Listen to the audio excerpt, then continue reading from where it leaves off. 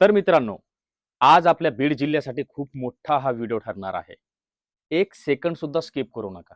कारण ह्या व्हिडिओच्या माध्यमातून येणाऱ्या पिढीचं भवितव्य ठरणार आहे. नेमकं काय आहे ह्या व्हिडिओ मागचं सत्य आणि असत्य, हे संपूर्ण घटना मी तुमच्या समोर आज मांडणार आहे. याच्यापासून नेमकं काय फायदा होणार आहे शेतकऱ्यांचा, भविष्यात येणाऱ्या युवा पिढींचा आणि आज जी तरुणाई जी भरकटलेली आहे, बेरोजगार आहे, त्यांना कशाप्रकारे रोजगार उपलब्ध होणार आहे, या सर्व गोष्टीचा आढावा हा व्हिडिओमधून आपल्याला मिळणार आहे. त्यामुळे स्किप करू नका. तर आज आपण एका अशा विषयावरती, अशा टॉपिकवरती आज आपण चर्चा करणार आहोत. आपल्या सर्वांच्या जिव्हाळ्याचा प्रश्न आणि सर्वांच्या जिव्हाळ्याचा मेन महत्त्वाचा मुद्दा म्हणजे आपली बीड जिल्ह्यातील रेल्वे. आज रेल्वेचा मूलभूत पाया कुठून सुरू झालेला आहे? बीड जिल्ह्यामध्ये रेल्वे येता येता बीड जिल्ह्यामध्ये रेल्वे येता येता एवढी अवघी वर्ष का लागली? आपल्या बीड जिल्ह्यातील नेत्यांनी नेमकं एवढा रेल्वे आणायला उशीर का केलाय? ह्या सगळ्या गोष्टी आपल्याला माहीत होणार आहेत. कारण आजचा जो व्हिडिओ जो आहे, ते मुद्दामून मी आज आपल्यासाठी घेऊन आलेलो आहे मित्रांनो.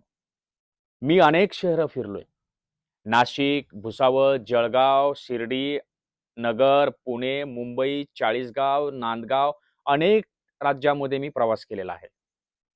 जेव्हा तिथे रेल्वेचा प्रवास केलेला आहे, त्या ठिकाणी रेल्वेचे स्थानक बघून अहो, अवघे छोटी-छोटी अशी खेडेगावं, तिथे सुद्धा थांबा आहे रेल्वेचा.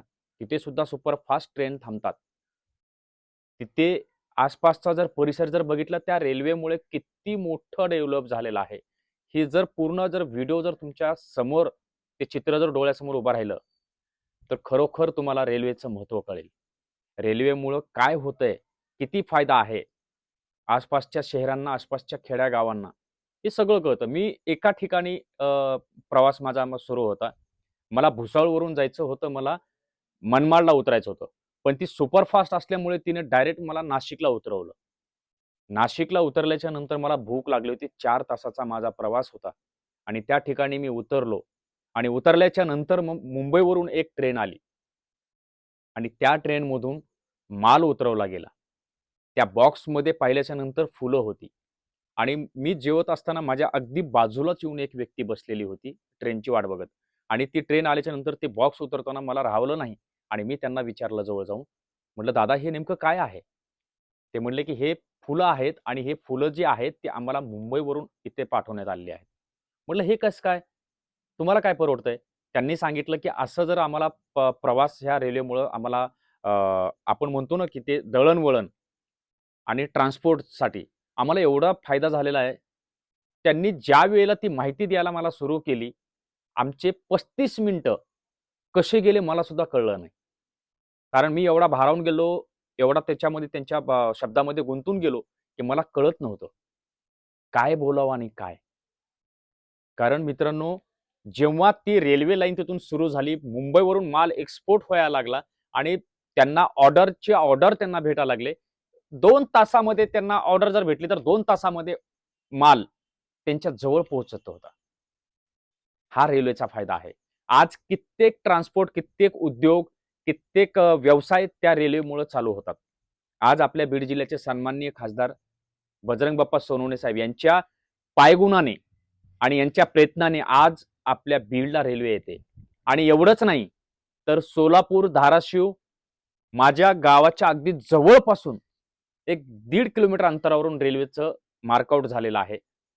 ती रेल्वे अशीच इमामपूर मार्गे बीडला चाललेली आहे आणि तिथून छत्रपती संभाजीनगरला.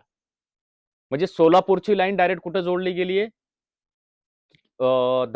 धाराशिववरून येणारे केज, केजवरून येणारे कानडी माळी, कानडी माळीहून जाणारे इथून विडा, येवता करत आपली वांगी, शिवणी, इमामपूर, इमामपूरवरून जाणार आहे बीडला आणि बीडवरून जाणार आहे छत्रपती संभाजीनगरला.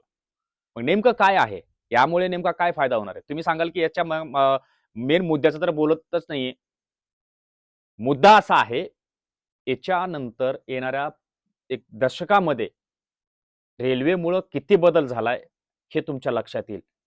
तेव्हा आम्ही सुद्धा त्या गोष्टीचे साक्षीदार असो किंवा नसो, पण हा व्हिडिओ तुमच्यापाशी माझा अवश्य राहील आणि माझे जे सांगितलेले शब्द आहेत, ते तुमच्या आठवणीत कायमस्वरूपी राहतील मला हे नक्की माहीत आहे. कारण रेल्वेमुळं एवढं शहर डेव्हलप होते. आज मी भुसावळ माझी सासरवाडी आहे. भुसावळला माझं येणं-जाणं असतं नेमकं आणि तिथे मी प्रत्येक व्हिडिओ टाकलेला आहे. तुम्ही पाहिलेलंच आहे.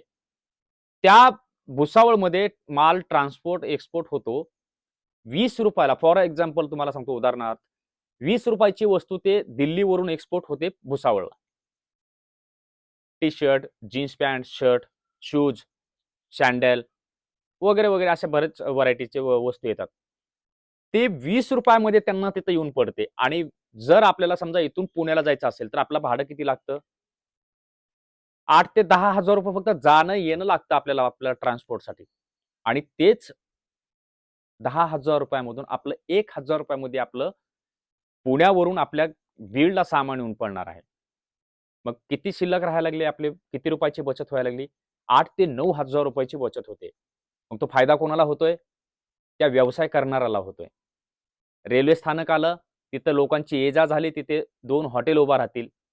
तिथे 2 स्टॉल सुरू होतील. त्याच्या माध्यमातून अनेक अशा एम-आय-डी-सीच्या कंपन्या तिथे येतील. अहो, सांगावं तेवढं कमी आहे. रेल्वेच्या बाबतीत जेवढं सांगावं तेवढं कमी आहे. असे अनेक रोजगार, अनेक उद्योगधंदे, व्यवसाय तिथे त्या ठिकाणी सुरू होतात. मी हेच सांगण्यासाठी तुमच्या सर्वांच्या समोर आलेलो होतो, की आपल्या बीड जिल्ह्यामध्ये लवकरात लवकर ट्रेन सुरू होते. ही तुम्हाला सर्वांना खुशखबरी द्यायची होती. येत्या 15 ऑगस्टला लवकरच जसं की आपल्या बीडच्या लोकप्रिय खासदार बजरंग बाप्पा सोनवणे साहेब यांनी सांगितलेलं आहे, की 15 ऑगस्टला आपल्या बीड जिल्ह्यामध्ये म्हणजे ऑगस्ट महिन्यामध्ये आपल्या बीड जिल्ह्यामध्ये इलेक्ट्रिक रेल्वे धावणार आहे. मी पूर्ण रेल्वेचं काम पाहिलेलं आहे. वडवणीला गेलो, तेलगावला गेलो, सिरसाळ्याला गेलो. व्हिडिओ टाकू शकलो नाही, माफ करा. पण मी मुद्दामून व्हिडिओ टाकला नाही. का मला माझ्या डोळ्यांनी निरीक्षण करायचं होतं, की नेमकं काम कुठपर्यंत गेलंय. आता ह्या ऑगस्ट महिन्याच्या एंडपर्यंत मला वाटतं समथिंग एक एक सरासरी 1 महिन्याचा कालावधी, 1 ते दीड महिन्याचा कालावधी राहिला परळीला टच व्हायला. इलेक्ट्रिकलचं काम आणि ते टच झालं. आपल्याला बघा, ज्यावेळेला रेल्वे सुरू होईल ना मित्रांनो, खरंच सांगतोय, प्रवास तर सुखकर होणारच आहे. प्रवास अल्पदरामध्ये होणारच आहे. सुरक्षित प्रवास तर होणारच आहे. पण त्यासोबतच आपल्या सर्वांच्यासाठी उद्योगधंद्यांना खूप मोठी चालना मिळणार आहे भविष्यामध्ये. जाता-जाता एकच सांगतोय, असे अनेक व्हिडिओ मी आपल्यासोबत शेअर करणार आहे. त्यासाठी चॅनलला माझ्या सबस्क्राईब करा. मेहराज शेख म्हणून माझा आयडी आहे. नक्की फॉलो करा, लाईक करा, शेअर करा, सबस्क्राईब करा आणि आपला आशीर्वाद, आपलं प्रेम सदैव माझ्या चॅनलच्या पाठीमागे राहू द्या. धन्यवाद.